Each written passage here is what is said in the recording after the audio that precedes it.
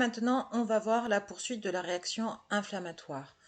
En effet, on a vu que suite à l'entrée d'un agent potentiellement dangereux dans l'organisme, il y avait un mécanisme de reconnaissance grâce aux récepteurs de l'immunité innée qui sont présents sur les cellules sentinelles, qui font de la surveillance, et qui, suite à la détection d'un élément dangereux, vont être activés, sécréter des médiateurs chimiques de l'inflammation, qui vont nous expliquer la mise en place de cette réaction inflammatoire et les signes cliniques qu'on a vus dans le petit 3. Suite à ça, donc on a eu un recrutement important d'un grand nombre de cellules immunitaires, aussi d'infection, et notamment des cellules réalisant la phagocytose permettant d'éliminer le trouble de l'infection. Cette réaction inflammatoire, c'est la première à se mettre en place. Elle peut suffire, mais pas toujours, et en fait, elle se poursuit par un mécanisme qu'on va voir dans ce point-là, et qui va faire le lien avec le chapitre 2 sur l'immunité adaptative. Donc là, vous retrouvez les étapes de la phagocytose avec l'adhésion, la reconnaissance et l'adhésion, l'internalisation du pathogène qui va ensuite fusionner avec les lysosomes, formant un phagolysosome, puis la digestion et le rejet des déchets. On s'était arrêté là. En fait, une partie des produits de la digestion vont être associés à des molécules qu'on appelle CMH, qui sont présentes dans le cytoplasme de la cellule. Et donc, on a cette association entre les molécules du CMH, qu'on appelle aussi marqueurs du CMH, et des peptides, c'est-à-dire des petits fragments protéiques issus de la digestion. Cet ensemble, CMH et peptides issus de la digestion, est ensuite exposé à la surface de la cellule phagocytaire. Alors là, il y a un nouveau mot qui arrive et qui est important, qui est le fait que ces peptides issus de la digestion par la cellule réalisant la phagocytose, ces peptides, ces morceaux de protéines d'origine étrangère, ou en tout cas signe de danger, constituent ce qu'on appelle des antigènes. Donc, cette cellule ayant réalisé la phagocytose possède à sa surface des marqueurs du CMH associés à des antigènes. Elles deviennent donc des cellules présentatrices d'antigènes, CPA, cellules présentatrices d'antigènes. Et on va voir le zoom ici.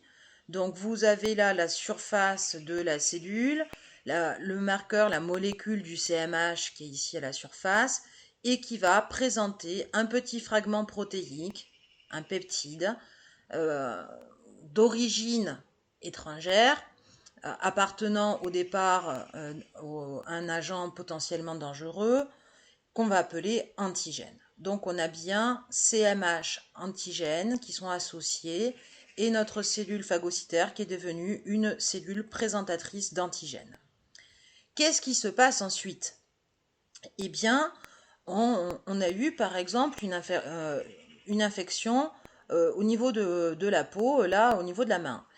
Et eh bien, ces cellules présentatrices d'antigènes, grâce notamment au vaisseau lymphatique, vont se déplacer dans le corps et aller rejoindre les organes lymphoïdes secondaires, notamment les ganglions lymphatiques ou bien d'autres organes lymphoïdes secondaires. On voit ici le déplacement des cellules dendritiques. Donc on a suivi l'injection dans la patte d'une souris de cellules dendritiques marquées et activées par un contact avec des bactéries. Donc là, l'injection du pathogène, elle a été faite dans la patte. Où est-ce qu'on va retrouver ensuite ces cellules dendritiques? On va les retrouver, vous voyez, au bout de 12 heures au niveau du genou et au bout d'un jour, en très grande quantité au niveau du genou, un peu au niveau du ganglion inguinal, et au bout de 2 jours, en quantité encore plus importante. Et donc, en fait, on a injecté au niveau de la patte, Et donc au niveau le ganglion poplité au niveau du genou, ben, il est là. Et le ganglion inguinal, il est là. Et donc en fait, on voyait que ça remonte progressivement. Donc on a un déplacement des cellules dendritiques, notamment vers les ganglions lymphatiques. Je vous rappelle que ces cellules dendritiques sont devenues des cellules présentatrices d'antigènes. Donc qu'est-ce qui va se passer dans ces ganglions lymphatiques avec les cellules présentatrices d'antigènes? Eh bien, regardez, on retrouve notre cellule dendritique qui est devenue une cellule présentatrice d'antigènes, qui a migré vers un ganglion dans lequel sont stockés les lymphocytes B, mais aussi les lymphocytes T, notamment. On va voir pourquoi c'est important pour les lymphocytes T. Et donc, on voit bien qu'il y a un contact entre la cellule dendritique et le lymphocyte T. Alors, je vais vous faire une explication, mais je vous encourage vivement à lire l'intégralité de ce document tranquillement sur le diaporama. Donc là, on a un arrêt par image où on suit l'arrivée d'une cellule dendritique à proximité d'un lymphocyte T. Donc on voit qu'on a un rapprochement progressif et ça finit par un contact. Donc là, vous avez le contact entre la cellule dendritique et le lymphocyte T. On voit ici qu'on n'a pas forcément qu'un seul lymphocyte T qui va rentrer en contact. Donc on a la cellule dendritique ici qui est en contact avec plusieurs lymphocytes T. Et cette image vous montre que la cellule dendritique, sur ses prolongements membranaires nombreux, eh bien, ça a été coloré en vert, on a marqué les antigènes. Donc vous voyez qu'elle est recouverte d'antigènes qu'elle va venir présenter aux lymphocytes.